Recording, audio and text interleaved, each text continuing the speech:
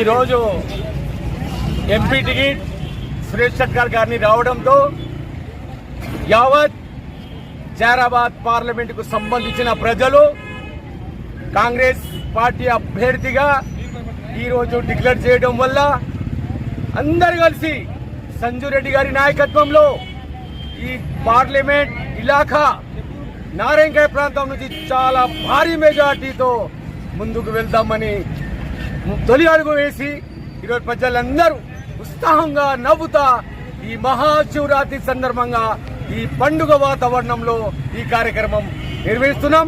మరియు ప్రజలందరితో కోరుతున్నాం, సురేష్ షట్కర్ మన ప్రాంతానికి సంబంధించిన మన ఎంపీ గారు ఉన్నారు.